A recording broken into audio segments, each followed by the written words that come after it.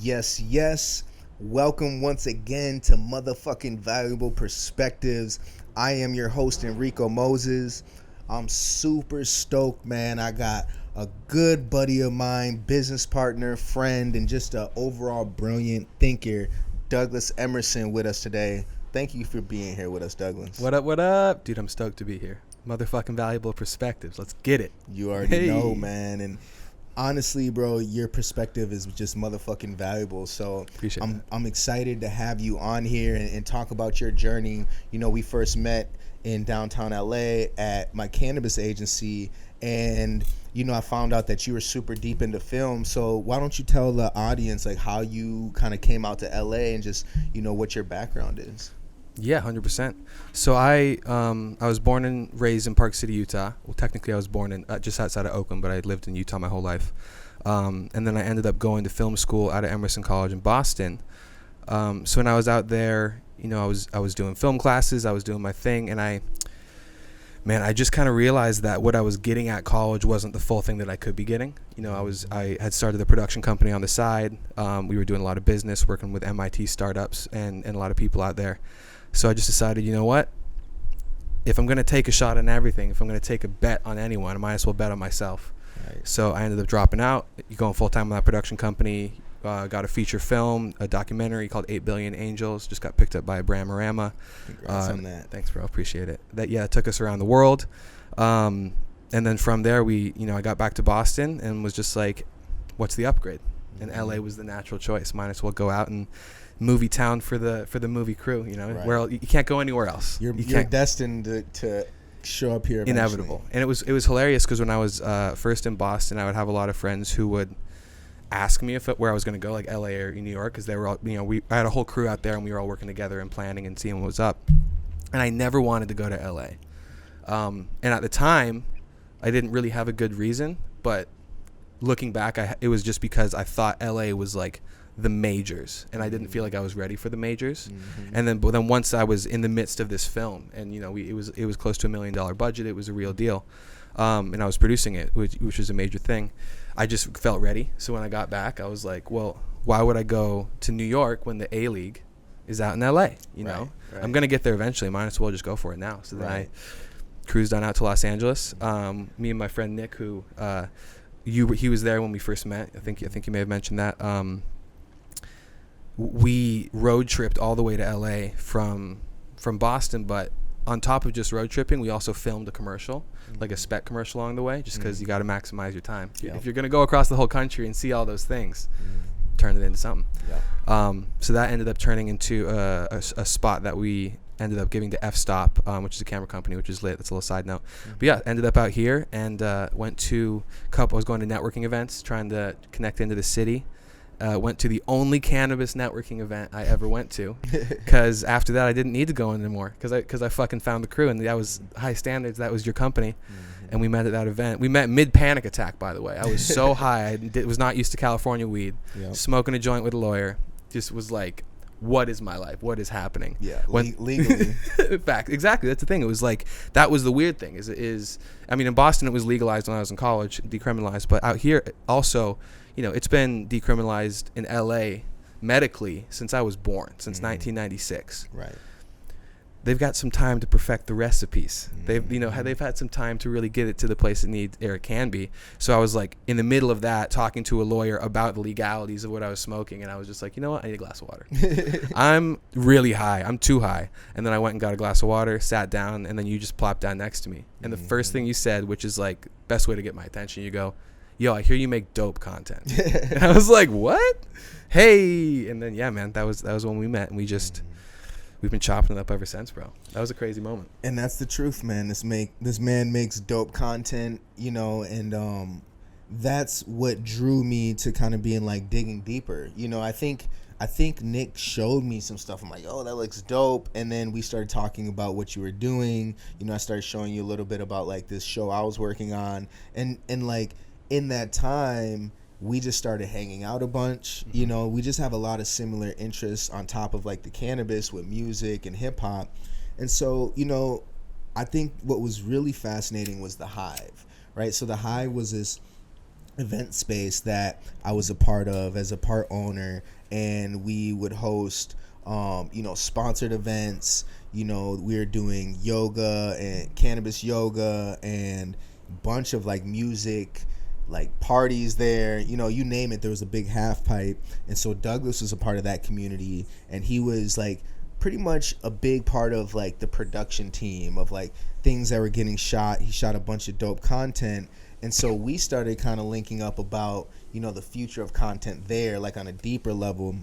So I'm just curious for you, like at that time, where were you seeing like content and what you were working on here in LA, and just what was that experience like for you? Man, that was 2018. I think so. Yep. Yeah, 20. yeah. Yep. Yeah, because I got out here in 2018. 2017. Yep. Man, it's interesting because I feel like I got to LA so determined for one thing, and that's I wanted to get an agent, I wanted to get repped, I wanted to become a commercial director, and I wanted to get in with these big companies like Smuggler, 75 and Sunny, and all these people. And I just like hit a door. Not even a door. Let me rephrase that. I hit a brick wall in front of the other brick wall in front of the door. And it was just so much politics and bureaucracy and all this kind of bullshit. And while this was happening, I feel like I had two like paths I set in LA. I got here and I was like, all right, let's try to go the legitimate film route, see what's up with the classic LA narrative, right? And then the other one was like, let's go into the new. And at that time it was cannabis, it was co-ops, it was co-working spaces, and it was kind of these like, it's almost like trying to make an indie version of it felt like One Oak, of like these places where everyone's like, oh, I'm going to go there because they got lit people, they got lit ideas, they got lit trees. That was just popping up everywhere in LA. And so I feel like we were chopping it up. We would meet like every once a month. And it was funny. I feel like what would happen is I would have a really good idea, and then I hit you up and be like, yo, we should chill. And then I just like bounce that idea off of you. And it was almost like the beginning of what we're doing now in a super unofficial way, where it was like the only reason we were getting together was to share value and was to like build, like see if things would work. And like we had similar views on content. We knew that content plus social plus, this crazy, I guess at the time it was like this wild card. And I think that wild card is now crypto and NFTs. Yep. We just didn't realize it at the time. And I would even say high-end content, because that's the thing that you really stress, is that like, because there's a lot of content out there, right? A lot of YouTubers, and you specifically are in this realm of like people who understand how to make a top tier level content. And that's where we've always kind of had this narrative of like there's more there's more in that arena that is like they're not playing with. You know what I mean? Facts. And I feel like it was, what was interesting is at the Hive, we had, so like you would bring in events and throw these dope events, and then I would like almost work with you to be like, all right, what installation can I put at this event so we can make this content not just be good, but be like fire and be crazy. And I remember the Artsin event was like the one that I remember being fucking this crazy moment where I put these quasar tubes and lights. And then we filmed a music video, and it's like we were in this weird conundrum because the content we were making didn't have much place on social because it was really high quality. It was like high quality docs, like the Shrikala piece. And I feel like you and I started to realize like, so there's this like Instagram level and YouTube level, and they're dope and they're making good money.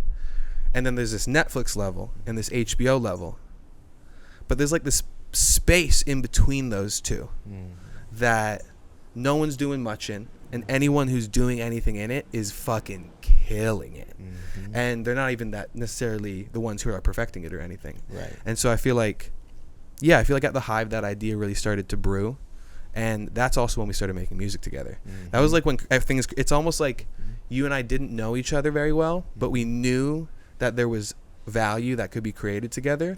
So we like did the diligence of hanging out enough until an opportunity presented itself, and then capitalized, and then all of a sudden everything else just started clicking into place. Man, it's taking me back of just like the Hive and some of those conversations, and then starting to make music together. I think there's so many things that we like to build, right? And then coming together, it's like collaboration, especially in a place like LA, is so important, right? You look at the back of anybody's CD back in the day, it's like you typically not one person. You know, these are like huge amounts of people involved with these projects, and then you look at the ends of movies and just the credits and how long that rolls out. And I think that there's this new space, right, of like, how does the next industries get built, right? Kind of talking about, we were talking about film, content, and now crypto, right? And I think for us, it's been so interesting because we've had some of these ideas, and then like the technology comes and like creates space for it underneath it. Like the Instagram TV got presented. And then also NFTs, you know, so I'm just curious, like, you've been involved in NFTs now for what, 6 months, you know, going like 2020 things got started. And so I'm curious, just like personally, how do you see where things are right now and how they impacted you? Like when you first learned about it, like what was that experience like, and where do you see NFTs where they are right now in 2021? Big question. I like it. I feel like NFTs are, they're a tool, and they're a tool that has now completed a toolkit to be able to build sovereignty. And I think that's a terrifying concept for a lot of people. Why? Because building sovereignty is very difficult. It's very taxing on oneself, because you have to really commit to it. And by the way, when I say sovereignty, I mean like building an infrastructure around yourself where you are irreplaceable, where your family's taken care of, and where you're not going to need for the rest of your life. Like that's so not need like a boss or like a job to take care of. Yeah, and have enough resources. And I think a lot of that includes building. It's like building enough. For example, here's the thing: it's difficult because most of the time the systems you build to create wealth end up trapping you at some point because you can't leave. And all of a sudden you can't retire. You have the wealth, but now you're locked into a system. You still got to work every day because you're the board member. And you know, obviously there's more freedom at the top. But I feel like to get to the level where you can be the guy that just delegates and then does what he wants, you have to be exorbitantly rich in this current system with the current tool set. So I think NFTs finish the tool set that has been being built for a very long time, where you can now do that without having to get exorbitantly rich. And you can do it more in the fact that now you have the protection in this new sphere of the metaverse and of crypto, where you can get enough wealth to survive outside of the reach of things that would then subtract from that wealth. It's like wealth to survive in the United States, exorbitantly expensive, especially with taxes. Can you talk about the self-sovereignty before crypto? Like, give some examples of like how difficult that was before crypto.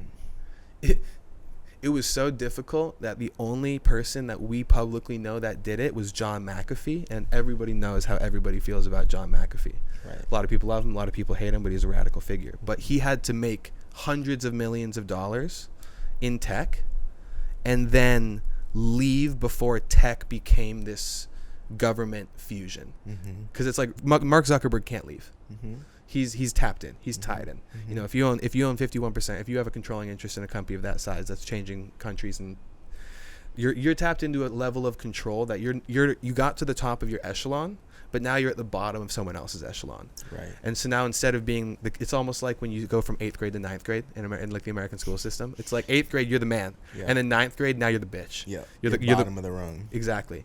And when you get to that level of like trying to fuck with the state and trying to fuck with the CIA and the NSA, which at the end of the day, I guarantee you the NSA and the CIA and Mark Zuckerberg have conversations if their platform is used to turn an election, right? Obviously they're having it publicly, but everything that happens public is because it got through the approval level of the 25, layers. So I feel like sovereignty before NFTs, before you could have actual wealth that wasn't like controlled or accountable to a state, you had to get richer than the state, because you're never going to escape the state in that. Like if your wealth is in the US dollar and it's in US tax codes, like good luck ever trying to leave. Even if you have it and you leave, they're going to make leaving so hard, and now you're an enemy of the state in a certain sense, because you took your money out. And that's the before. Now it's like, well, if my money never started in the USD, and if my assets were never centralized. They live decentralized around the globe. Well, that's a world that you can build wealth in without having to have someone else control the cutoff point to be able to like freeze your assets. And I'm not saying like, you know, I think taxes are an interesting thing, and I think if the money is spent well and the money is 100% accountable, I think they're a great idea. But when the money's not accountable, it's just kind of like theft at gunpoint. Yeah, you know, we have a long history of taxes in this country, and we also created this country because we hated someone else's taxes to run away from taxes, right? And now it's a full loop of like, why do we need the taxes we need, and where, like to your point, where are they being spent, right? And so then you have this large military, right, who's around the world protecting the interest of America, right, quote unquote. So this, you know, we're moving to a more globalized society, like even when it comes to like content, right? So let's say content being an NFT, right? You create a NFT piece of content, anybody around the world can buy that, right? Your customers are no longer limited to like your demo. And even just like in television, it seems like there's very specific demographics. Am I wrong? Like 100%. Right? And so that seems to be pushing more sovereignty to creators, where now it's more expected of like, I do business everywhere, where it was almost like there's been this gatekeeping of that in all these different arenas. So I'm curious of like, where do you think that's going to evolve in the next just even 5 years, since that's like a long term in crypto NFT space? Facts. So I feel like we're how do I want to answer this? Coming heavy with the big questions. You know? Love it. So I feel like there's a big difference, just to tie it a little bit back to sovereignty. There's a really big difference between sovereignty and wealth. And neither is better than the other. I want to make that clear. I don't want to be like, if you make it out, you're the best. This is Atlas Shrugged. It's not like that level. It's more like some people don't want to have a boss. Some people do. Right. And so personality type. Exactly. With the way that the current system is set up, like people who, for example, network television and content. If there's only one way to get television, and that's by tapping into cable, right? And there's 8 channels. Well, that's a hell of a small gate that a few people control, where you're not going to be able to do it without them. You can still make a lot of money if you're really good. You're building wealth, but you're not sovereign. It's not your choice. You don't call the shots there. You're just working for somebody else. And so the wider that gets, the more people can become sovereign in certain spaces. Right, like the internet made that happen. Exactly. And also like digital cameras. So when digital cameras came out, it fucked up the whole film industry, because now instead of having to get this major camera, run film through it, which is more of an art than just like a technical skill, it's like running film sucks. It's like wild. And then you have to print it, and that shit could get burned, that shit could get radiated. It's like expensive. Hella expensive. Yeah. So that when you could have that in your hand as a 10-year-old, and shoot stuff, no waste. No, exactly. It's just boom, and then you could delete it, and like the delete function and like the re-record. So that opened up the door, so now more people are making films, and then we got to see more voices in film because there were different styles coming out, and then but even at the same time, the movie theater system was still in place. So the whole point to ever make it in film at that point was you get as good as you can and hopefully get noticed by someone in the system, and then they give you the opportunity to use their resources. Right. But they still had the resources, and they still call the shots. Yeah. And the power hungry at the top, like the Weinsteins, abused that power. Right. But then now with the internet and with YouTube, when we're seeing it manifest fully, I think in this, we're going to see it manifest fully in the next 5 years, but it's really on the way, is like you don't need the movie theaters to get the views.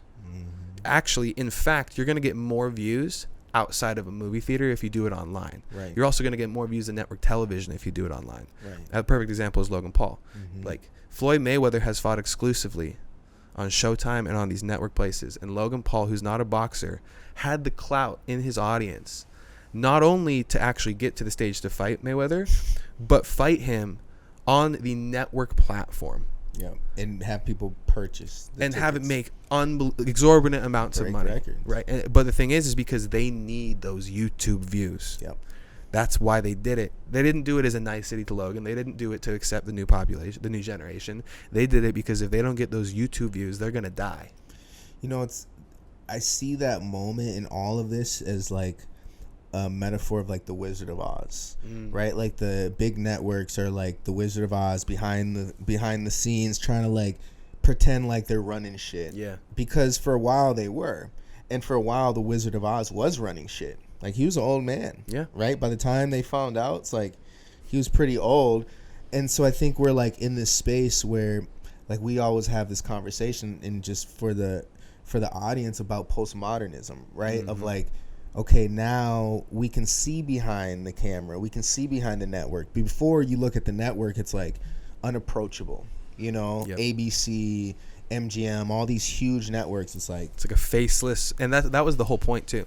They're like, we want to be monoliths. We want to be faceless, nameless, tasteless monoliths that just dictate your world. We're the only ones who can do it. Exactly. Right. And now we realize everybody can do it. To your point, everyone has a camera phone, right, on their iPhone or whatever.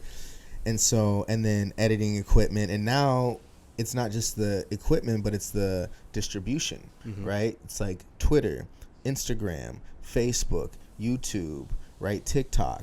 And there's more people on all of those platforms that I just mentioned than cable television. Facts. Right? I mean, because that's international too. So Yep. I'm like, and that's the thing is when you see box office scores in movies, a lot of that money's international. Yeah. Because China loves our movies. Yep. India loves our movies. A lot of people like our movies. So it's like now that you can access all of that from your iPhone, I mean, that's crazy. Yep. And what it does is I feel like it creates a new, it's almost like, so if like one point is television, so now we have like one way to connect visually across mediums, television. Then you have the internet, and now there's like two ways. Then you have this crazy like social media whole storm, which is basically like taking lifestyle. So it's like for access, interconnectivity, then you add lifestyle on top of it. So now all of a sudden you can translate a portion of your lifestyle online, and that's now valuable in this space. Right. And then after that, which is what we're in now, is NFTs. And it's almost like, and we had the conversation about this a couple days ago when we were talking about how culture in America, and specifically black culture, can't be monetized by the people who create it. Yeah, like things like how dancing, way to dressing, slang, even memes like is a big part of that. Exactly. And it's like you add that to the cultural ether and it just goes. Yep. And it's because the medium that we value culture right now is very nebulous. It's like unspoken agreement, almost like it almost doesn't have a form. It's just at a macro scale you can see it. Yep. It's just like a tendency. Yep. But then you take NFTs. It's a vibe almost. Exactly. And so it's like the fabric of how that wave moves, you can't own. You can't compartmentalize. You can just see it if you look really closely and you know what to look for. NFTs now, the digital nature of this is like the fabric in which this wave moves has to be made. Right. So in a future where we're all in virtual worlds and we're all dancing, the whip has to be made. Yeah. So when that's made, that can be monetized. Yep. And in the style of how people wear their hats, everything has to be coded in, and graphics have to be created. Exactly. And there's also going to be, and this is just talking about translating current culture over, there's going to be brand new cultures that we can't even really compute because we don't live in a virtual world. Right. We don't know what that's like. Get created in the virtual, like a meme. Exactly. Created off of digital. Facts. And then imagine, here's the thing is I can't guarantee, obviously, speculation, but there's going to be meme artists in the future. And when we're in a virtual, like when we're like 60% in the virtual, 40% real, there's going to be meme artists who make all of their money by selling meme NFTs. And if their meme hits, they make millions of dollars. And it's like the meme coins we're seeing now, eventually those are going to become just the memes. Yep. And if your meme hits, you make so much money. Become rich, as you should. My son, who's 17, I remember him a couple years ago saying how a good meme just makes his day better. He's just like, If I see a good meme in the morning, my whole day is better because of that. It does, bro. I'll be honest. Like a good meme where you just laugh without realizing you're gonna laugh. It just forces it. But it's crazy because I feel like that's also. Here's the thing. I feel like I'm 50% consumer. I love consuming content. Right. I consume exorbitant amounts of content. What type of content do you like to consume? So, it sounds weird. I just like content. It doesn't really matter what it is. I just want to watch it. So like I'll watch TikTok for a while. But here's the thing is I look at it as a very meta view. I create content. So I like studying all content to see where the human kind of psyche is, because I think social media and like this visual, specifically memes, it's almost like they're capturing part of the human psychology on a macro scale of like what's funny right now, what's the collective joke, what's hitting, what's not hitting. So knowing that's super important, because then you can take that into other facets. So it's like I feel like I watch social media, TikTok, YouTube to study. I watch really good television shows just to like study the cinematic framework of how to construct a compelling narrative. And then there's some shows that I just watch because I really like them, like Dave. Dave is a show where, and you know what's funny? It's like when I don't actively break down a show while I'm watching it, it's because that show hits for me, because I don't want to. Right. It's like instead of being like, oh, this is cool, how did they make this? It's just like, oh, shit, this is lit. You're like you're surfing on their wave. Exactly. So yeah, I feel like I watch a lot of content just to keep myself like in that zone. And then the other 50% of me is creator. So it's like I feel like I'll binge on a ton of content, but then instead of just like then doing nothing else, I'll then turn and just make a ton of new stuff that is now like harmonized with the current moment of culture. So it's like, all right, this is where everyone's at right now. So now I'm going to make this, right, because this is going to harmonize with that. And I feel like in NFTs, that's the juice of like, hey, if I know what's hitting moment and I can kind of see maybe what's going to hit next, and then I can make that, that's it. And that's that's like the new wave of culture of like, and I feel like you were talking about postmodernism, where we can see behind the curtain now. I think because we can see behind the curtain now, oh, this is where I was going. Nice. So social media, so we had like television, jump to internet, jump to, it's almost like 3D, right? 1D television, 2D internet, 3D social media. Now 4D is the fact that because we have lifestyle on social media, we also now are aware of the lives of the people in that. It's like the behind the scenes of that, of like the process that goes into it. That is the postmodernism of social media. Exactly. And so that's where we're at right now. So it's like we're in this postmodern phase, but I think the next iteration of like that, which we've been calling like the new wave or the new renaissance, is instead of looking at the process and discussing it, making the process a part of the whole experience. And so it's like having the behind the scenes not be behind the scenes, have it be something that's engaging in its own right, that then activates that time into making the scenes that are in front better. And having that be a conversation, and having the audience, recognizing the audience as people with lives, not just numbers on a screen, and engaging with them in a way where it's like, you're going to walk away from this better too. This isn't just about us winning, this is about you winning. Right. And it's so funny. More thoughtful content. Exactly. And I feel like postmodernism is all about the sarcastic wit of a narrator. It's all about like, it's in literature and filmmaking, it's like when you break the fourth wall, you have to be witty. You have to be smart. You have to have a certain character arc, or else the audience is like, why are you talking to me? But in a way that's also judgmental, because they're like judging the audience, and it's one-sided. Right. So I feel like this new one is where, and I think we see this in Kanye, the way Kanye releases his albums, the audience gets a say. Like he'll live stream a whole album, right, and trend on Twitter, read everyone's feedback, and be like, oh, they didn't like this, they like this, they want more of this, do a whole new mix on it, and then do the same thing the next week until it's done. And it's like, okay, that's crazy, because now not only is the art better, but the audience is a part of it, and they're getting what they want. But through the lens of the person who knows what they want more than what they want, but at least he's listening to what they want.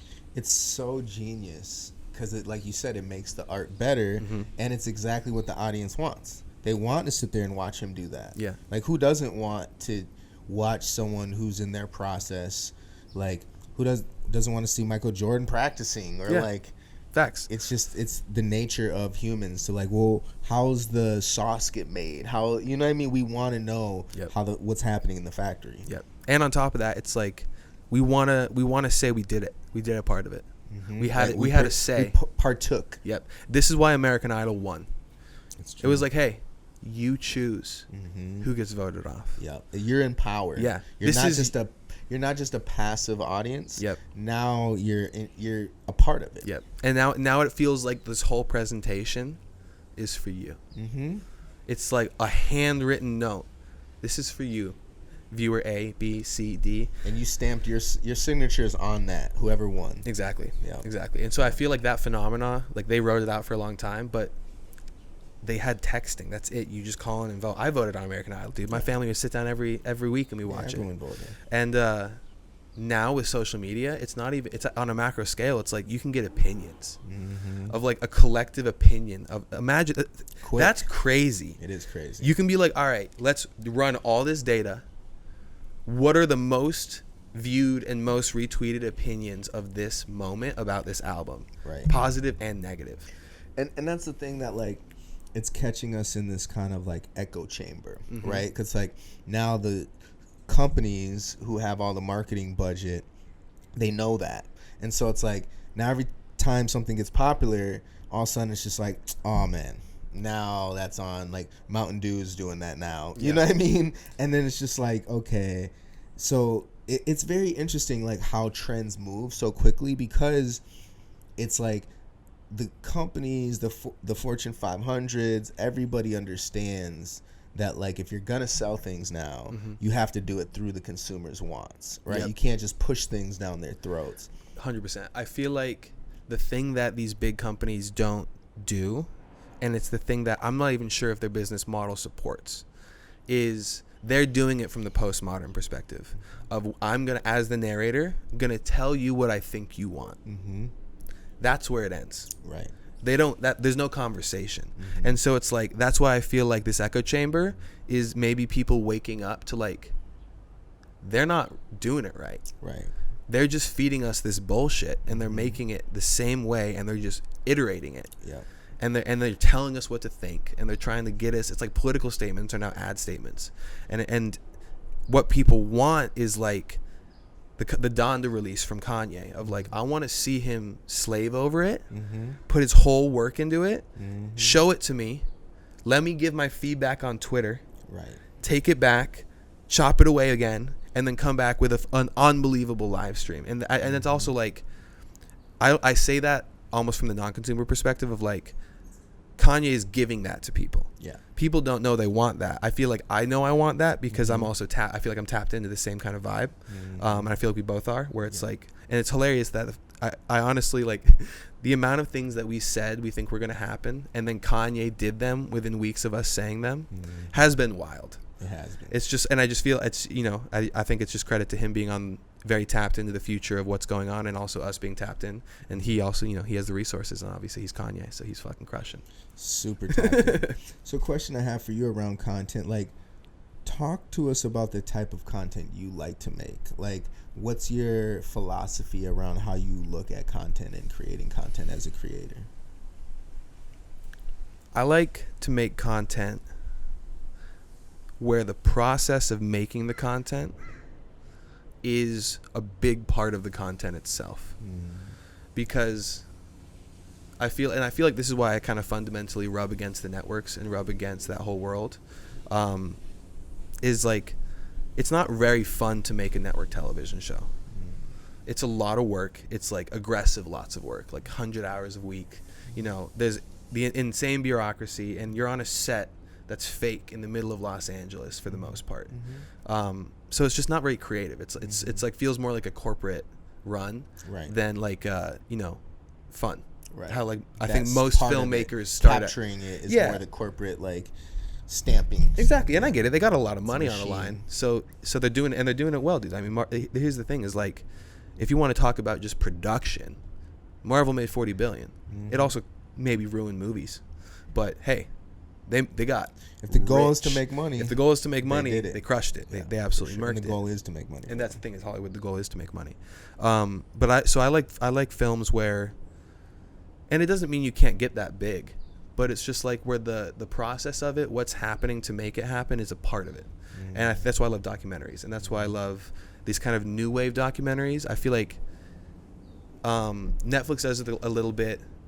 It's almost like you go on an adventure, like an actual adventure, with someone that's fun, capture the whole vibe, and then make the audience feel what you felt. And it's like, I mean, that's what Anthony Bourdain did with Parts Unknown. It's like, it was so simple. It was who doesn't love that him show? And one cameraman.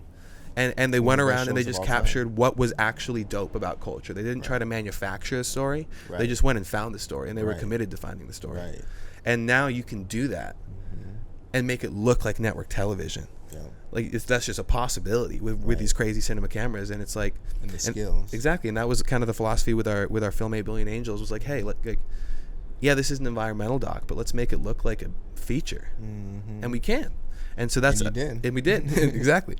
And so it's like, I think that's the current vibe I'm in, is like, I want to make documentaries. I don't even know, like, we call them cinedocs. That's kind of our name, but that's also a little in the filmmaking community that kind of refers to this Vimeo vibe of like Vimeo staff pics. Those are really artsy and they're beautiful, but they don't really have this commercial aspect. They're not very easily watchable. Right. So like, I guess this is selfish too, because I love going on adventures. So now with these new shows, it's like I get to go on a real life adventure. I get to film it with my friends. And then all of a sudden we get to bring the audience now on this amazing adventure. And then the cool thing is what gets celebrated is the actual culture, not the manufacture of culture, the actual culture of what we experienced, and the interaction with it. And like our perspective interacting with this culture. And I just think it's like, I think there's a lot of content that makes life look really stupid and campy, and it's fine. But it's like, I want life to look full. Right. Like Friends is not life. That shows it's a fun show for some people. It's just not life. It's it's like that. And I think people watch these shows and they get these false expectations of like, this is life. Like I want to feel a moment with a cinematic backscore where I get to run into a coffee shop and kiss my love, and it's like, that's cool. The odds of that actually happening are super minimal, and if you are going to expect that now, you're kind of fucked, because you better have a cinematic as fuck boyfriend or girlfriend to pull that off for you. It's partly like, I just heard somebody recently say that Americans, one of the things that really separates Americans from a lot of other foreigners is Americans expect to be happy. And where around the world, people work to be happy. Yep. Right? And it's just like, that's the concept. Facts. And I think it's also a double-edged sword, though, because then that expectation creates an ambition of, if I'm not happy, well, I gotta fucking do something about it now. For some people. And then those people are like the Steve Jobs and the people who are like Elon Musk. He's like, I thought it would be super upsetting if humans never explored the galaxy, so I made a space company. It's like, yeah, that's how you do it. You're like, it's like, if you're gonna be super sad because this thing isn't happening, well, if you're going to expect happiness, build it.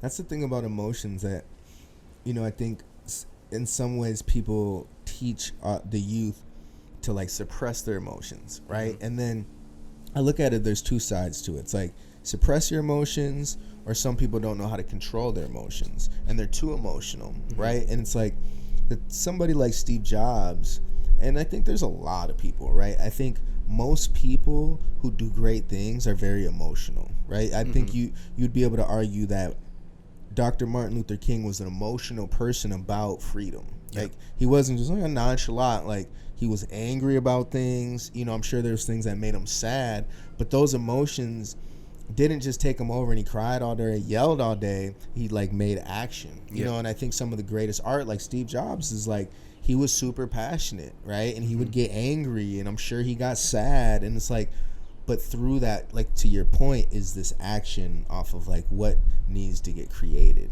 And I think that's just something that today it gets stifled, and that's something that we've talked a lot about, just like emotional intelligence, creating films that uplift people? Like, what is the content that's going out there? Like, how does it impact our society? Yep. You know, and what I love about one of the things that you taught me in the way that you make music and think about art is like thinking about it from the context of how do I feel while I'm listening to it, and really tuning in, like gauging how do I feel and how's the audience gonna feel, and then that way it's like color editing and everything can like be almost a North Star from that space. Mm-hmm.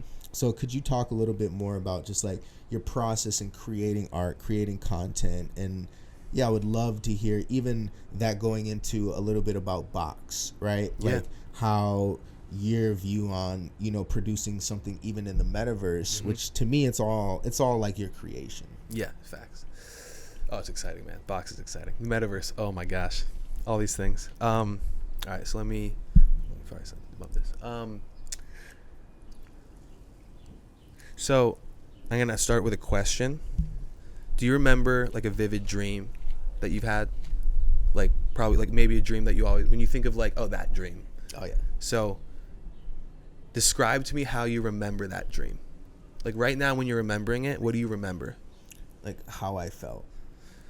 What were the elements of that? Of the feeling? Yeah, and like what did you see? Like are there things that like you like what comes to mind, whether it's visual, audio, feeling, color, like what comes to mind? It's like a dark, like this is a dream that I used to have. I never have it anymore. And it was more like a scary dream. Yeah, a you know nightmare. what I mean? It was like a nightmare. And it was like I used to be running and someone was chasing me. And it was like, it typically was dark outside and I would just be running. Mm-hmm. And what I remember is just like, I feel like every once in a while it felt like I maybe got caught. You know what I mean? But most of the time I got away. So then that also like added to the stress because like I can get caught. Yeah. You know, it's not like I'm just always away. Yeah, you know the stakes. Yeah, the stakes were The stakes real. are there. Yeah. Yeah. That was the feeling and like what I remember. Yeah, I feel that. Now, another question as like a joint to that. Joint. Do the same type of description, but do it about a memory you have. So type of description means Like how do you remember it? like exactly like dreams are one thing. How do you remember a real moment? Like what when you think back to a moment, like what are the things in your head that stick? I guess it's like what's around me. Yeah, it's like kind of colors. I remember things in like almost shades of color. Is it light? Is it dark? And then just like I think I hear voices, like other people's voices, how they sounded. Yep. You know, and maybe other people's faces. Yep. Things like the details of like what was going on in the dream, but it's faint, but it's like those are like the key moments. Yep. So when you make a movie, if you hit all of those notes where you have enough key elements to make it feel like a memory or a dream, that's when the movie works.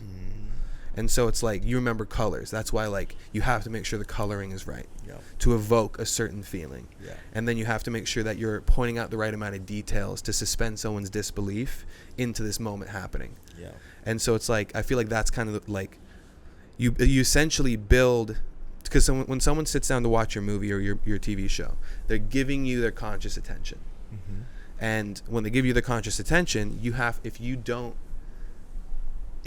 do enough with it, they get mad at you and they'll leave. Right. And so it's like you have to have enough, it's like pinball almost. You have to have enough things that are iconic enough for them to realize what you mean. Certain colors to evoke that, and enough so that each person's memory sequence, the things that are what they triangulate these things into, and everyone has a different one. It's like, so I have this theory, it's called Prism Theory, and it's basically like our consciousness is, imagine a prism, like the Dark Side of the Moon album, Pink Floyd. It's like the prism and the light going through it. Yep. And so it's like our experience of consciousness is the spectrum of light. Our underlying structure of consciousness, which is individual for each person, is our prism. And the shape of that prism is what changes over time, and that changes all the light, because light gets refracted. And the light, in my perspective, is the fundamental just essence of life. You know, you could call it God, you could call it Brahman, you could call it all these different things. It's just, you know, the thing that is the oneness of everything that is manifesting into all of these different things. And that there's no separation between those things. That's a key part of it. So in that, Prism, it's an acronym, and it stands for perception, recognition, identification, selectivity, and modality. And so in my mind, these are, for most humans, or at least most, I would say for like the way that we perceive structure in terms of our six senses, this is what I think is a good way to like articulate that. So perception is just like the senses. What do you see? What do you feel? What do you hear? Right. Recognition is like, have you heard that before? If you have heard that before, what happened last time? Right. And then taking all of that. So like, does that connect to? Right. And that's like instincts. And so we have a lot of that in our DNA, which is why when we hear things, we get scared. And so like that's the next layer of recognition. Then identification is the self-awareness of like, what is that? Now that I recognize it, what is it? Can I define it? If I can define it, can I name it? And that's kind of when literacy comes in. And then selectivity is our conscious attention. So once you become like humans, I guess, you can start to like think about things, and you can select where you want to move that, where you want to put your thought. Exactly. And then the modality, the M, is the final, what's like the color you're in now. Like anger is a modality. When you get angry, you're not just going to not be angry now. It's like you're now in this modality, and you're going to have to like slowly move out of this. Right. And so these things are different modalities. So the way when I make a movie, I look at it like I have to make sure that every prism that shows up, they're letting me shine. They're letting me build them a prism. And they're going to basically see what is my prism, and it has to be good enough to feel real and close enough to their prism for there to buy into it. Right. And so there's a lot of elements that go unnoticed in films. It's like sometimes we watch a film and you miss like 50% of it. Right. But it's like you have to have enough in there so every type of person in your audience is gonna get enough stimuli, story-wise, emotional, music, color, to experience it like they would a dream or like they would a memory, because then it feels real. Right. And you have to have the pacing of that. You have to hit it. And it's like, so I feel that's why I asked you about the dreams. It's like, I think each person has a certain level of disbelief you have to suspend. Some people is low, some people is high. And when you're able to do that, man, I mean, those are Spielberg moments. Spielberg knew it, bro. He just went back to the basics of like Freudian psychology and was like, I'm going to give you a hero who's lovable. That's even before Freud. This is just hero's journey. Like a hero who's lovable, friends. They're going to experience a crazy moment, almost lose their friends, almost die, then save their friends, and then defeat the evil, and then be back with their friends. It's like, that's dope. Yeah. That's going to win every time. Who doesn't want to watch that? Facts. And that's why Pineapple Express, the movie, also hits, because that's the movie. It's like, hey, I'm hanging out with my friends, and then this shit goes down, and I almost lose my friends, but then I get my friends back, and then we team up as friends, and we win. And it's just like, if you can make that story hit, it's a blockbuster every day of the week. The hero's journey. Yeah. It's classic. It worked for 10,000 years. Yeah. And it's almost like it's not even something we came up with. It was emergent. Right. It's like this is just the way we started to understand ourselves. I think it's like the survival story. Exactly. Of humans. It's like how it is. Yeah. You know? You overcome things, you come together. Facts. So it's like when we hear it inside of our DNA, we're like, oh yeah, that's the way it's supposed to be. Yeah. That's why we're all here, because of that story. Facts. Right? Facts. And then you can also, in that moment, so that's like one layer of fabric. And I think, because we've had like multiple iterations of filmmaking, different styles, like the French New Wave, Dogma 95, a couple of these things. And I feel like Spielberg, he set a standard just because he was the first person to be like, we don't have to be fancy about this. And that was with Jaws? Jaws, yeah. And because before that, it's like there were dope movies. I mean, Citizen Kane was crazy. But all these movies had this like fancy vibe where they were like, they felt like plays. Citizen Kane was the first to break it, but they weren't real.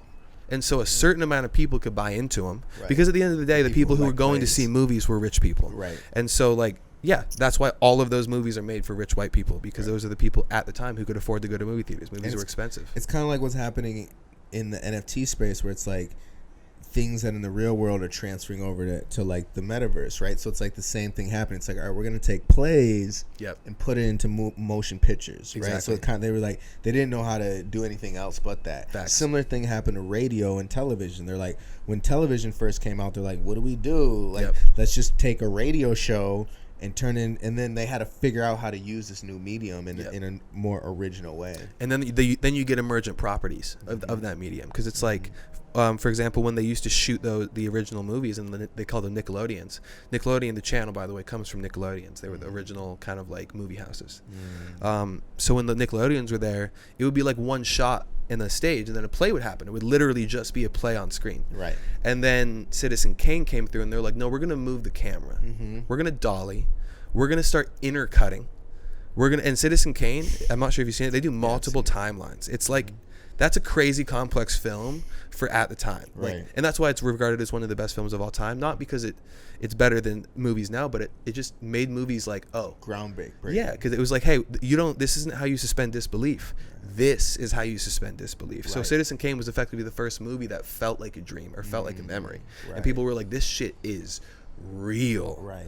And then the next emergent property was Jaws. When Steven Spielberg was, I mean, there was a lot of obviously in between, but that was when it went commercial, where it's like, we can tell a story that's actually really simple. It's not Vietnam. Right. It's not, these crazy things. It's like, hey, there's a shark in the water, and we got to get that shark. That's the whole movie of Jaws. Yep.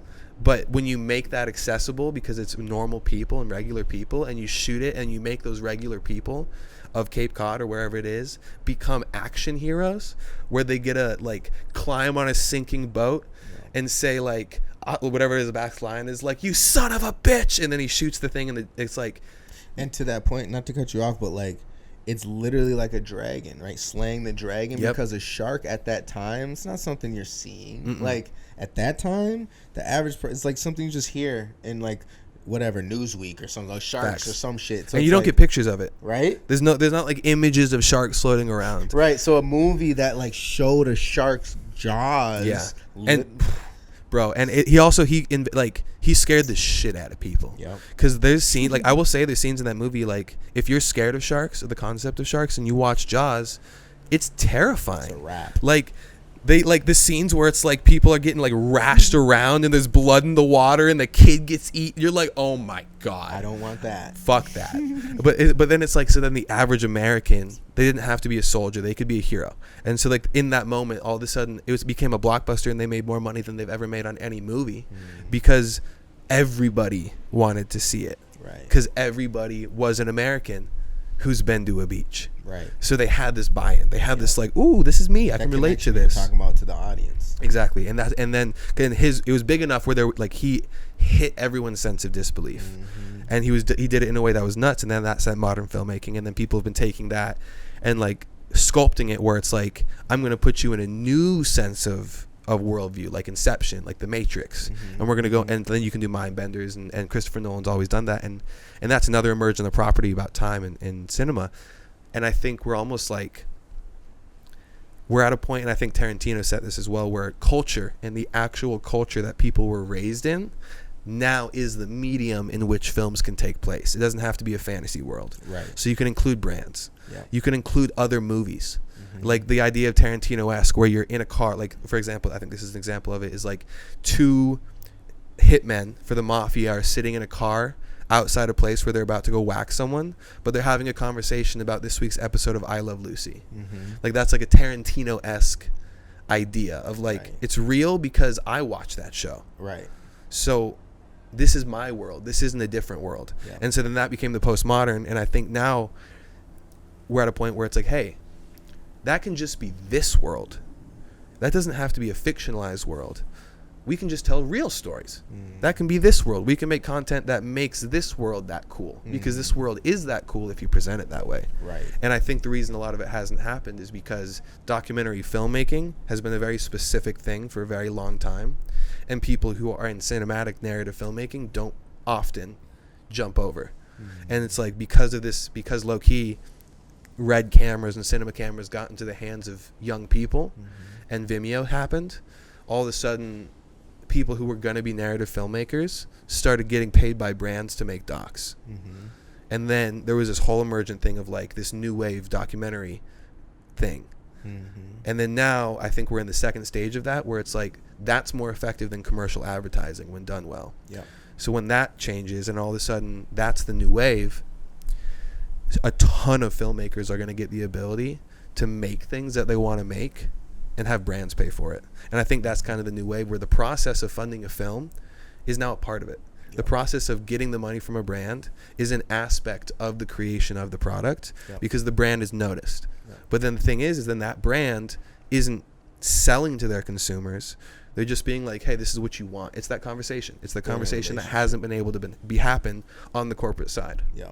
Which is essentially what our company Cabana does. Facts. Right? That is exactly what we do. So you want to dive into just, what Cabana is and what we do, and just kind of for the audience to understand the concept? Facts. 100%. God, good transition. So Cabana, so essentially, I just hit the mic. So we create original shows released across all social media platforms for free for the consumer. Mm-hmm. And these original shows are paid for by brands, and they work effectively, as effective, if not more effective, than commercial advertising. Mm-hmm. So it's essentially, instead of spending money on a commercial and a national broadcast that will get into a certain number of households, you can buy a show. Mm-hmm. And you can make a show that will get released over social media and is going to probably reach more people. Mm-hmm. It will have the ability for organic growth and meme culture, which, as we know, can make or break economies. So it's obviously a powerful thing that if you hook into, you're going to be able to get a lot of viewership off of. And then also through NFTs and through the fabric of digital ownership that we talked about earlier, we can also create systems where culture can be actively created and tangibilized. Mm-hmm. I'm not sure if tangibilized is a word, but it is a word now. Minted, exactly. And then, so it's just essentially a way where instead of selling out the value of your art for a brand, you are creating an infrastructure where a brand feels comfortable stepping into the value of your art, because you have enough to make them, you can mitigate enough risk, you can show enough ROI, and you can, do what a network does, but more lean, more agile, and actually make some pretty dope content. Fuck yeah. And the concept is obviously already working, because Uber Eats, Budweiser, they've already, been spending millions in this space because of this concept that Cabana created. That was we worked with one of our advisor companies, 000 Studios, and worked with them, planned out a little campaign, and happened to be the biggest burger event ever by the numbers, and won a C2A Ad Award. So it looks like this idea is working. It's definitely working, and it's exciting to look at where things are going to be heading in the next 5 to 10 years. You know, with NFTs, with the virtual spaces like Box, and some other things coming. I think that it's interesting, right? Like, we've been talking about music and how music's going to move into the NFT space. Mm-hmm. And now Tory Lanez just came out and sold 1 million NFTs. Wild. Which is literally what I said someone's going to do, right? It's like, I was like, a big artist is going to put out 1 million and just, if they put it for $1, that's $1 million. Whatever, it's going to happen. And that is going to open the floodgates for other artists. Like, and we're entering a new era of music. We're entering a new era of media. We're entering a new era of even companies, you know? And so I'm curious, with Cabana, with Box, with everything that's moving forward, just how do you see the landscape of entrepreneurship moving forward in the startup space? Because it's like, this is where it's like blossoming. Man, I feel like the startup, what we know as startup culture, happened in that way. I mean, as any industry does, because that's how the money wanted it to happen. It's structured how the money wants it. It's structured so the angel investors win the most. So the people, it's like, it makes sense, because if you got the money and you're going to invest in companies, you want to do that. Make sure you protect yourself. But now this thing with crypto, it's like, and with NFTs and with these NFT projects that are coming out, it's like all of a sudden the money doesn't have to come from there. The money can come from a community. And you can access that community in a very legitimate way now.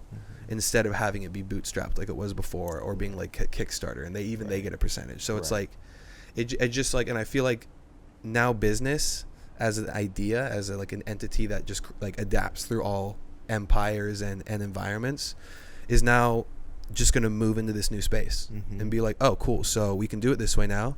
This is actually more fit. So I see business and I see culture and all these things like water and like a river. Yep. When a river encounters an obstacle, no matter what, it does the easiest way to get around it. Yeah, flows. Always. Yeah. That's just the nature of the river. It's going to find the easiest way to get around it, whether it's to skirt out of the way, whether it's to go over it, but it's always going to find the most effective way to move forward. And that's all that's happening. Is like these new tools, these new things are happening, and business and culture are moving into them because they're like, hey, this is an easier way forward than that. There's less bureaucracy here. There's less friction here. We can just do this. We can raise money where the community wins, where we win, do ideas, make these things without the need for some dude in a nice ass suit in a Lamborghini to pull up to our meeting 35 minutes late and be like, what's up? And at the end of the day, it's like, but here's the thing is I still respect the shit out of those people because that's their move and that's their way and that's their industry. But if I don't want to work with them unless I have to, just because there's different ways. But when I have to work with them, find someone who's dope and work with them. It's not about like, if I have a hammer and I have a screwdriver, I'm not like, yo, fuck the screwdriver. I got nails now. Right. Or like I got a screwdriver and I'm like, yo, fuck the hammer. I got screws now. It's like, yeah, no, both are good. Use both when you need to. Just you're trying to build a tree house. That's all that matters. Definitely. So what do you see as like some of the pros to this new wave that's coming with NFTs, with content? What are some of the good things that, especially for creatives, that some people might not see yet, some of the things that, maybe the people deep in it are seeing? I mean, I think this is one of the buzzwords that we hear a lot, so I think we have maybe a unique perspective on it. I think it's about freedom, and not in terms of like, I'm a Bitcoin maximalist, fuck all government's freedom, but more like being realistic about how easy it is to build now, and how like, I mean, for like before 30 years ago, before this new startup regime we see, it was so hard to get a loan to start a business. So hard. And then the people who wanted to give out loans were like, well, I don't like black people, so I'm not going to give loans to black people or Asian people. It's like all of a sudden now all of these voices are just shut down because you can't get that money. So now it's like, well, you can get that money from decentralized from like 170,000 people around the world. If you have the right idea. If you have the right idea and you can tap into it, but you can do it all with your laptop. That's the craziest shit. So it's like, it's just all the value is now getting free, where it's not like you have to compromise on the value for the technology of the time, or you have to compromise on the value for the bureaucracy of the system. It's like all of these tools are just ways to free the value so it can just manifest. Right. And it's like the best case scenario. I mean, obviously this is a super, super unrealistic future, but like imagine a utopia where everybody has the resources to do the things they want to do. Right. And then because of that, we solve every problem at like an environmental level, at a space level, because like resources aren't an issue. No, it's not resources for sure.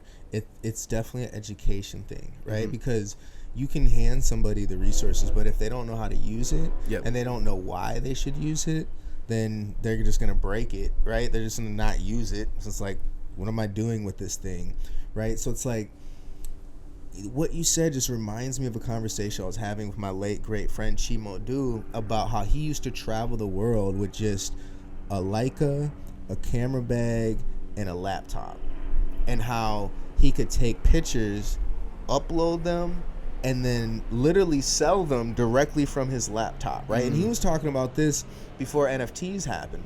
That's crazy. Right? And so if you think about like just this new paradigm of like creating art, uploading it with a laptop, and then now you have the commerce side of it and banking, which is a big deal. Like I think it's like hard to understand how big of a deal it is to take your art, to sell it to somebody online, and to instantly get paid.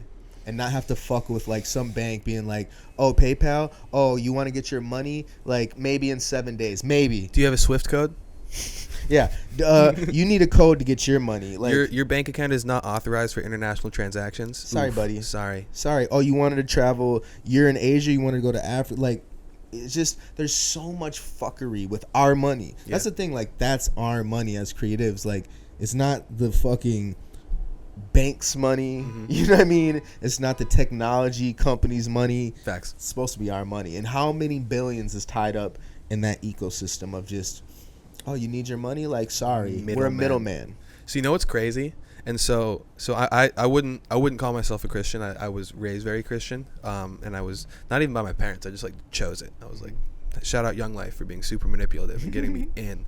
But then I feel like I kind of thought my way out of it and dove into more deep philosophy.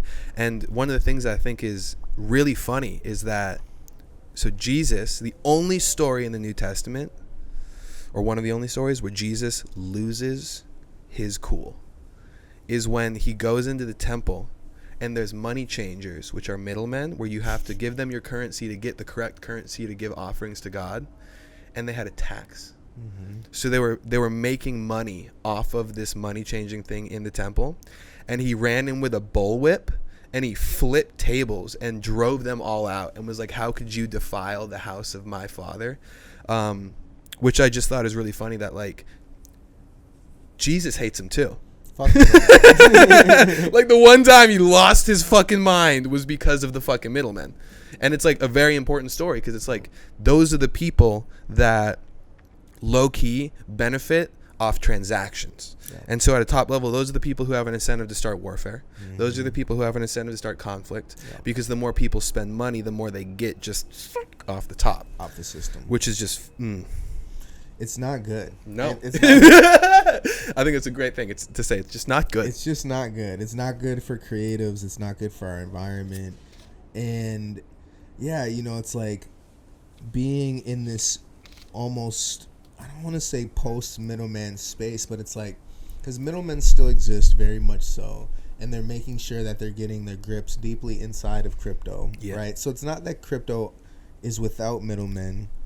Most of the people that I know actually only deal with middlemen. Yep. Like exclusively Coinbase or Kraken or all that other shit, Binance. And, you know, I understand, because to your point in the beginning, sovereignty scares a lot of people. Mm-hmm. And crypto's all about sovereignty, right? It's like you lose your keys, there ain't no password recovery. You're fucked. You're fucked. Whatever you had in there, bye-bye. Yeah.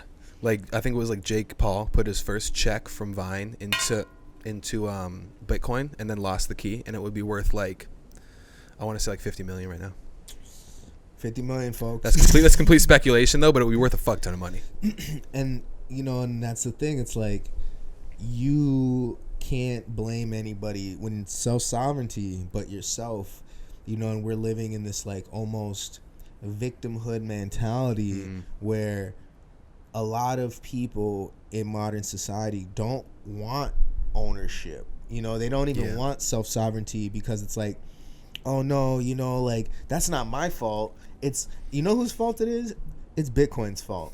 Why the fuck did Bitcoin not have password recovery? You know, and so it just, we go so quickly in our society into that space. But I think that's what's really exciting, because it's like we're leaving victim space and we're entering like, oh, you're making money, you want to get your shit together, like, can't blame nobody. This is yours. Yep. Learn how to do it. You want something done that's not being done? Do it. No expectation of profit from others. Just do it. You want to see it built, build it. Facts. I mean, well, it's like, it's crazy because I think most people don't want sovereignty.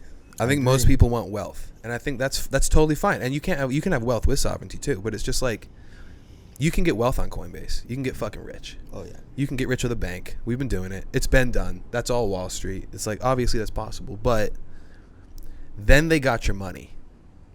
So then if you want to say, hey, Coinbase, can I buy this thing? They could be like, nah. They can be like, nah. Did you hear that? They can be like, nah. Yeah, they can be like, I'm good. And then if they do that, You don't want that. Yep. Well, and here's the thing. It's like, I'm not about breaking laws. I'm not like, break laws. But like, let's say you're moving your money, you're doing things that the IRS may not have a good time with. Well, they can then go to Coinbase and be like, hey, freeze his account. And Coinbase, as a United States company, has to. Is if they get a subpoena, if they get a warrant, they're going to be like, all right. Yeah. And then boom. To them. It's like that. And it's like, so if you want to take your money out of that, you also have to invest in sovereignty, because now it's like having cash in your house. Yes. It's like, if you got cash in your house, like, bed. yeah, you're just gonna put it in the walls. Like, what are you gonna do with it? Yep. Figure it out. But I think most people like a bank, because they're like, well, I'm not gonna ever do anything that makes them freeze my account. I think that's most people's mindset. It's like, well, I'm never gonna break the law. I'm never gonna do these things that makes them freeze it. But all of a sudden, when the law changes and the bank's like, well, that thing that you love doing, that's actually now illegal. Right. So now you can't. And if you do, we take your money. Right. And we have an issue with you taking out your money in the next year, because a lot of people are trying to do that. Yeah. We just don't like that right now. Facts. It's about principle. It's about like, you protect it's like you got to protect the hold of your territory, even when there's no war. Yes. Because then if you don't, then someone else is going to get that. Yes. And here's the thing, it's also like, I think personally this is, a lot of people debate about the morality of the founding fathers, obviously with slavery at the time. Philosophically, I think it's difficult to argue that the ideas they came up with aren't sound. Mm-hmm. I agree. It's in, you got to take both. You can't throw the baby out with the bathwater. It's also possible to be good and bad at the same time. Mm-hmm. So that's, it's not, duality isn't a thing here. But I honestly think it's like, these guys didn't have it rough. They were rich white men living in America. Mm-hmm. It's not like they were sitting around like, oh, this sucks. Mm-hmm.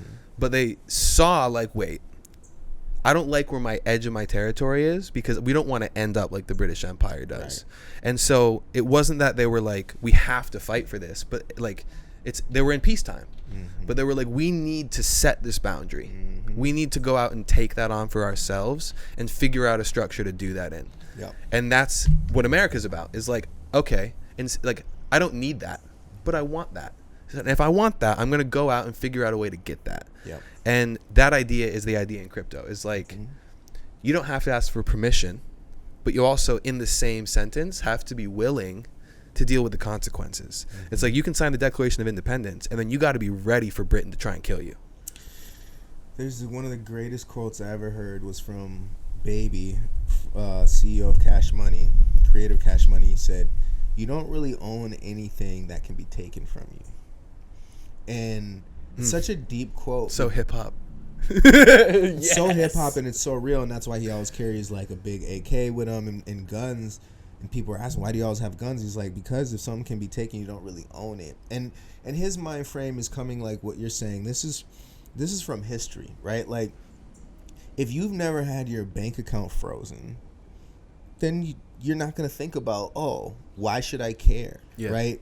But if you look around the world, maybe in America that's not common practice. Yeah. But there has been times in America where shit got funky in the banking system. It's not always been perfect. Yep. Around the world, right? You can look at Venezuela. Yep.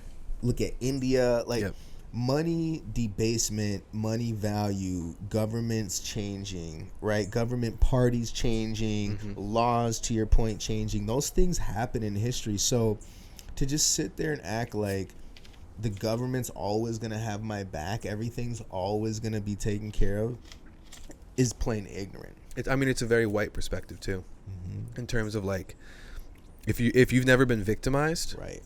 You don't know what victimhood is by the country or by a power. Yeah, exactly. And it's again, it's nothing, not saying like fuck you white people. Obviously, I'm a white dude, but if you don't know adversity, it's very difficult to plan for it. Yep. And that's why I think everyone goes through their own personal adversity, but on an economic level, very specifically, this country is built to float wealth up to what is essentially the white class. And obviously it's changing now, and crypto is a huge factor in the ability to transfer wealth without that. But it's like,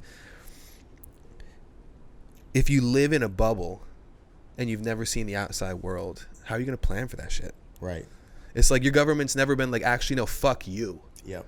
So you're the ones going so you out feel town. safe. Exactly. And I think it's, what's interesting is I think the like culture and body of people who have experienced probably the most of this, but also are the most well written in it, are the Jewish people. And it's like, there's a reason they got all these traditions and all these things that have been passed down from culture to culture. They are always ready. Because at the end of the day, forever, bro, for so long, it's crazy. So many times again, and it's like history keeps repeating itself for the Jews. And I am Jewish, by the way. It's like constantly, like it's almost like every 1,000 years, like, oh, we forgot what happened, and it's like, boom. That's why Israel exists. Facts. Well, and it's, what's also crazy, which is like, at the same time in the history of the Jewish people, there's like a ton of slavery, but also a ton of building. And like they built the pyramids and like all of this shit.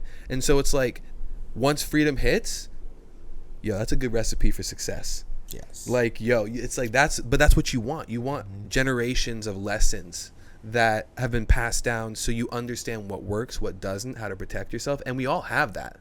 That's the thing. It's like anyone can read the Torah, anyone can read any of these things, and it's just about like, all right, what fits with you, what makes you feel in abundance instead of in scarcity, is that sustainable, and how does that like, and specifically, which is the test I like to do, does it hold up on mushrooms? Good old mushroom like test. your belief set should be able to hold up under scrutiny on mushrooms. If it can't, I don't know, man. If nature doesn't like it, I don't like it. It's not a vibe that I want to partake in. It's a true serum, and it's interesting how like mushrooms and acid has been such a big part of the computer and like technology revolution, right? Steve Jobs is like famously talks about how like acid kind of dictated who he hired in many ways and who he didn't hire. I think he had a policy where if in a certain time at Apple, you wouldn't get hired if you hadn't done acid. I mean, I can see why, and then it's not a bad business, bro. He came up with the iPhone on acid, and everyone, it's the best product the world has ever seen. So I don't know why y'all are hating. Not understanding. I'm curious, just like, what are some of the lessons you've learned, on your spiritual journeys? My trips, the trips I've taken into the yonder. I've never used yonder in a sentence, but I think that was the perfect place to use it. The yonder. Love the yonders. Nice. I like that a lot. Man, I feel like, so I'm a very anxious person. In high school, I was actually hospitalized for anxiety and went on meds and shit. And I feel like my whole journey has been searching for peace and searching for the ability to like be in life calmly, so I can like do the things I know I can do. And I feel like one of the paths that really took me the final steps were psychedelics and were mushrooms and cannabis. And I think it's because, and I said this before, like I wouldn't call myself a Christian. I got mad love for Jesus. Jesus is dope. In my opinion, he was, and based on a lot of historical documents, he was a man who grew up in the Middle East, in that area, in Galilee, in these places, and I think it was Nazareth, Jesus of Nazareth. And then there's a certain amount of time where he's not documented there. He disappears. Like up to like 35. Yeah, it was like a 15, 20 year period after he gets baptized and when he leaves, and then when he comes back. And at the exact same time in history, a dude from the West showed up in India, and his name was Sri Isa, which means little brother. And he became enlightened in the ways of the Hindu and of yoga and of the guru. And then when he turned 35 or 30, he went back to preach these things back to the West. And then, wouldn't you know, Jesus showed up. So I personally think it was the first time the West and the East really had a conversation. Because all he was saying, it's so funny, the Bible as a book has been, it's canonized, which I'm not sure a lot of people know what that means. It's like, it was just chosen by the powers that be, and they've manipulated it and changed it at will. Over, obviously they have like a board that approves and stuff, but over the course of 3,000 or 2,000 years. So obviously it's going to be manipulated. Like the amount of empires that rose and fell in that time, the amount of things the Catholic Church did in that time, it's like, so when you just look back at the actual ideas behind it, Jesus was just like coming out like, yo, we're all God, man, we're all the same. You just got to embrace that, you know, this idea of sin. Nah, it's just forget it. Not forgive it, forget it. It's like, yo, chill. Like, we're all good. And then that started to hit.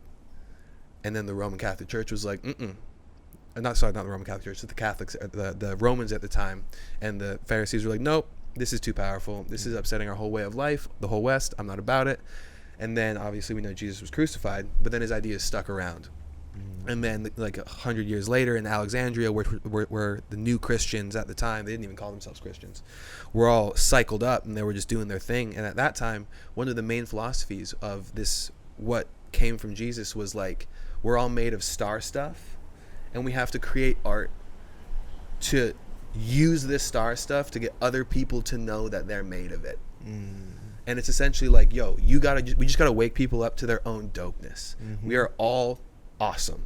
And we have to just not be in scarcity. We have to embrace this. We have to not be scared of these things, and just be expressive. And then as the Roman Empire was falling apart at that time, Augustus Caesar was like, these guys are so powerful.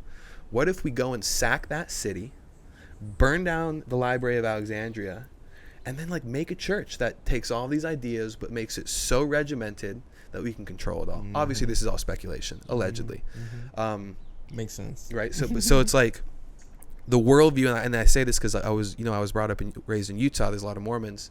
Nothing against Mormons, but they're just like a very hyper focused version of this.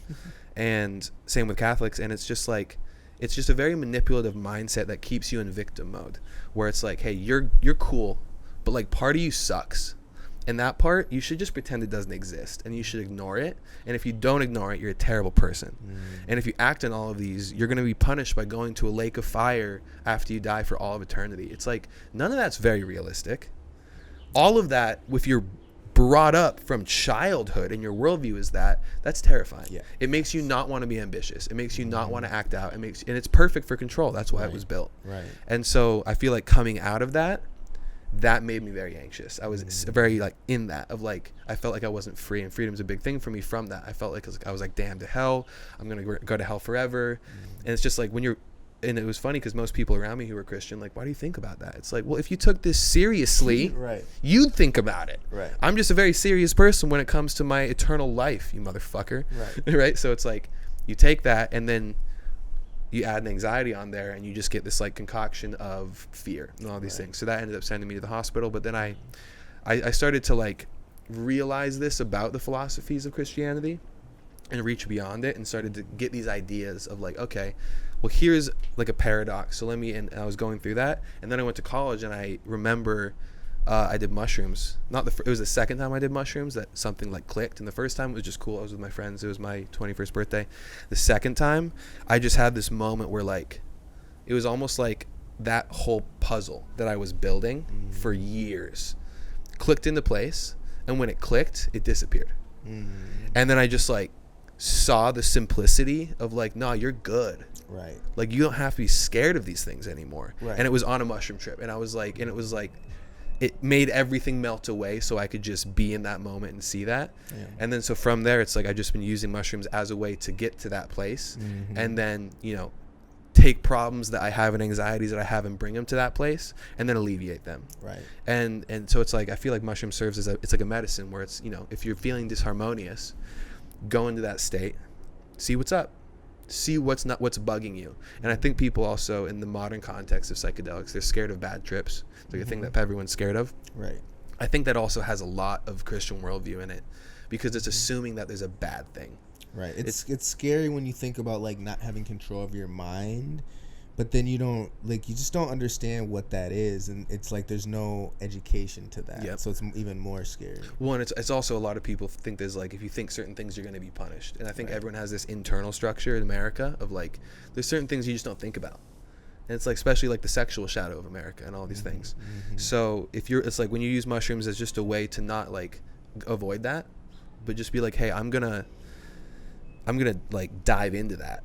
I'm going to use, it's like, so back to the prism theory I was explaining, it's like mushrooms liquefies your prism. It makes it all wiggly. And so you can go into different areas and be like, I don't like the way this light hits. This makes me feel bad. So I'm going to like, and like, and then shift it. And I think that's like, everyone has the ability to make their life experience the optimal life experience for what they want in any circumstance. It may not be like in terms of wealth or something, but in terms of like the experience of peace, the experience of happiness, the experience of joy. I think it's possible anywhere, but I also think that it's very much not the only thing you should ever experience, and it's overrated. Right. And suffering is one of the best things for growth, and pain is one of the best things for growth, and heartache. It's like all these things are really important, and if you get rid of one of them, you get rid of your quote unquote sin. You're just a half person. Yep. And you're gonna feel empty, and you're gonna try to fill that emptiness with this book and this system that is entirely designed to make you feel more empty and not get the results that you want in exactly life, exactly you know, which is like, because the people creating that, they're too busy getting their results of what they wanted. Exactly. And that's like, they're the sovereign ones. That's the fight. It's right? Like, you're not the sovereign one in that situation. You don't call those shots. Yeah. And so I'm not sure where the question started, but yeah, so then I like the mushrooms. Oh yeah, mushrooms. And so then I feel like I've just used it as that, of like to tap into that. I think the yonder is what I'm going to start using. I can't believe it works so perfectly. Out yonder. Know, when you're doing the mushrooms. So I'm getting ready to land the plane. Just where do you see yourself going? I know we have our partnerships, and like, you know, just as you're growing as a creative, as a creator, as a producer, as an artist, you know, what can people expect from you in the future? A lot of content. Definitely. I think this is a perfect segue to talk about Box, because I feel like that's one of the big future plays. So obviously, number one, Cabana, which is our content company, the social content network that we're doing, which is huge. That's a big one. Going to be able to get all of the people I've been working with for the last couple of years together to make some amazing content that everyone gets to experience. Lit. And then Box. So Box is my, it's a meme in itself. It's spelled XOB, but it's pronounced Box, just because. That's really the only reason. And I think that kind of embodies meme culture, and that meme culture in my mind is like, if something can be a joke and then also be really serious at the same time, it's kind of a meme. It's like, that's the basis, where it's like, oh, this is really funny, but it's talking about some serious shit. It's real. So that was like where that came from. And it's funny because I was thinking, like, what's the biggest joke I could play in the metaverse, in a full digital virtual world, would be to put a cardboard box up and have everything I do just be cardboard, and be like basic elementary level, because it kind of has a brand. It's like it's the most unique thing I could think of. So the Box is essentially, it's a virtual event space in crypto voxels. So when, you know, bringing it back to NFTs, during the last couple, like probably 6 months, Enrico's, you know, obviously with the MVP, and you've been crushing it in the NFT game and the crypto game, we're doing a lot of stuff together, and you put me on the crypto voxels. Because you had a plot, and I like went in on my computer, and the second I went in and I could just get there on my computer, there was no like level of barrier. It was just like, hey, you're here, and I saw you. It was like, oh my fuck, it's true. Whoa, it's like Instagram in 3D. Yep. It's like Reddit in 3D. It's like the internet became a place, and Mark Zuckerberg just, you know, was just literally just saying that. Yeah, he's following our lead. Exactly, because we did this fucking 6 months ago, and they haven't even built theirs yet. That's funny. You know, shout out Mark, don't attack us. So I bought a plot, you know, with your guidance, and then I built out this big ass cardboard box. And what it's evolved into, which is pretty crazy, is like, you know, it started as a gallery of just an NFT gallery of me hosting some of my friends who wanted to onboard into NFTs, and some people who are already in there. And then one of my friends, Mike Wessel, got into NFTs. He's been a painter and an artist that I've known for a long time. And he got really tapped into NFTs, into the NFT art, and into the NFT art Twitter game. And so, you know, we'd be hanging out, and we'd be smoking weed and just chatting ideas and floating around in the yonder. And we came up with, I just kind of realized, like, there's enough people here where you can throw parties. And all of these people are already doing this on Clubhouse and doing this on Twitter Spaces. Right. But like, one click and they can be doing it virtually. And you can hang out, and you can dance, and you can interact, and then you can see the NFTs in real time and all these things. Right. So Box, we kind of became this like event company where we threw a Mango Fest for a artist named Vincent Mango, who's an NFT artist, and that was great, you know. And then also so we threw it, you know, we did a little Twitter promo. I obviously come from advertising, so I know, promo and all these different things. Oh yeah, that's one thing I didn't say. I have a commercial production company for the audience, and I've been doing advertising in those synodocs that we've been talking of for like 3 years. C49productions.com. Check it out. Yes, sick. I'll put that in the show notes. Woo. I just lost it. Circle back. The NFTs. NFTs. Yep. Vincent Mango. Yep. There we go. Boom. So I knew how to do advertising campaigns. So we did a little campaign, pushed it out on Twitter. Didn't really expect that much, and then all of a sudden we got 1,000 visits over the 3 days, and it was like only 3 hours a night. And so it was just like, whoa, there's a demand for this. This is fun, and it was super fun. It was like almost like it's almost like the way I describe it is, I like going to parties, but there's a certain aspect of going to parties I don't like, which is like there's like kind of this weird social anxiety that a lot of people feel, and I know I feel. And this virtual party, so it's like if social anxiety takes 20% off an experience, it's like 80% of the party. This virtual party feels like 85% of a party without that. Right. So it has its own value add, and I felt it. And I was like, yo, I want a party like this. Right. So then we ended up throwing another one, WrestleFest, and that one, got like 800 visits to the same area. So that's kind of the model of like throwing these virtual parties, trying to make them as dope as possible, and really trying to like we were saying earlier, a lot of things in reality are transferring over into the metaverse. Yep. But there's also things in the metaverse that are emergent that you can't do in reality. Yep. And that's where I love. Of like, hey, you can't fly in reality. Yep. But in crypto voxels, you can fly. So what if we have a floating gallery up in the sky instead of a gallery down below? So it's engaging. All right, that's one cool thing. Also, well, we can just build whatever we want. So let's make a duck. We had a place called Duck Gallery at WrestleFest. And it was a duck that was the size of like 40 yachts. Not 40, like 4 yachts. And then you swam under the water and came up inside of it. It was hollow and there was a gallery in there. Yeah. So it's like just doing things that you can't get in the real world, I think is really where the value add is. And speaking of boxing, what we're doing, we have Moses Fest coming up. Coming through in the next couple weeks. Crazy. And this is going to be the biggest one yet, because the last one, obviously, you've been DJing at DJ Professor Moses. You have your virtual sets, which is like merging into ESX, which is going to be dope.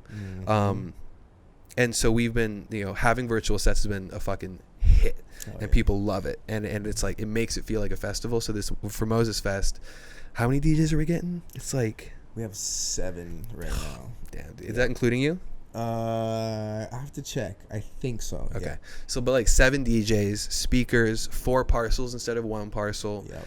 It's huge, bro. And we're turning box into an arcade where there's going to be flash games to be able to play. We can't get the Atari games officially, but we get like off-brand Atari games. So there's like Smackman instead of Pac-Man, and you'll be able to play all these games like an arcade. There's going to be NFT gamers. It's going to be really cool, man. It's going to be like this epic. It's going to be a festival.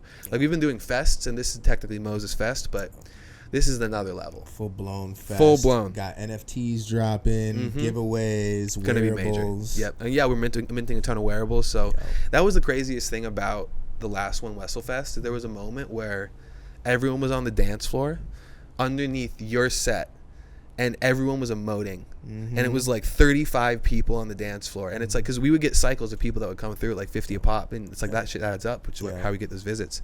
And we was like 30 people on the dance floor. Like 8 of them were wearing the merch that we minted. Because we can literally create wearables for each festival that you can purchase in ETH and or Matic and wear at these parties. And so it was like, it was literally a moment of like, this is a festival. Right. This isn't a video game. Right. This is literally it's a virtual festival. It's a virtual festival in the realest sense of the word, in that everyone's here interacting.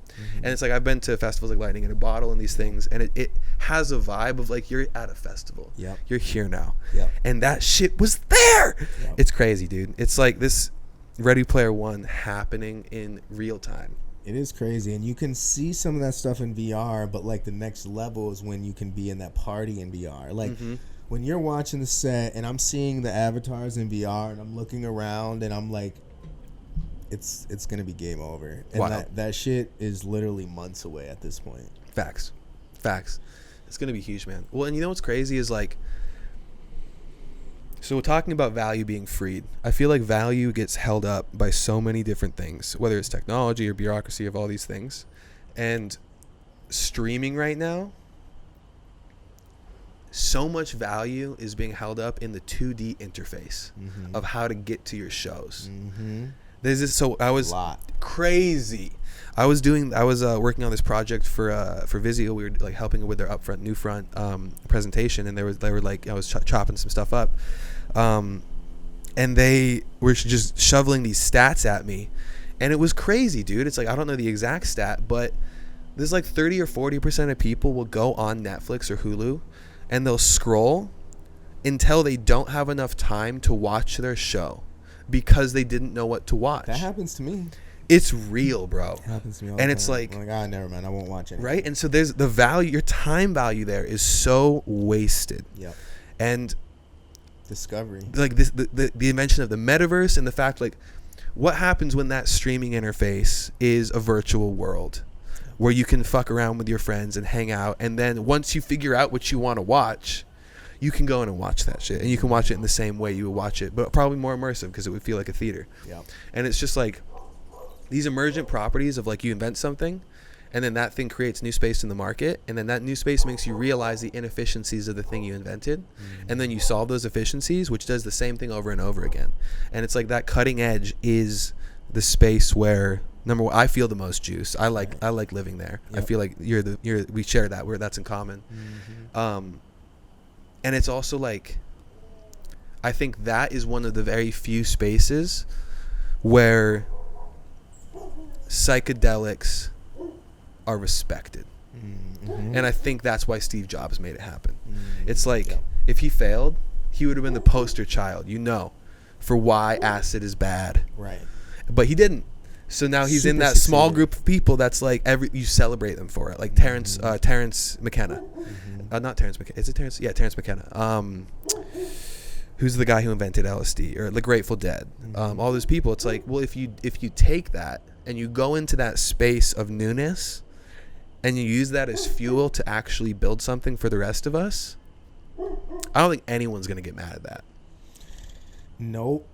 And I think that's where we're headed. You know, I think that the future is super exciting. I'm stoked to be working with you. Me too, man. Super excited for all y'all just to continue building.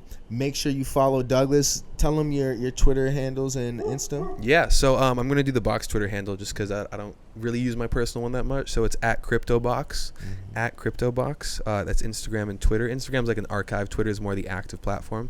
Also, if you want to know how to get into the virtual space, because there is a gallery up, it is cryptobox.space, the URL.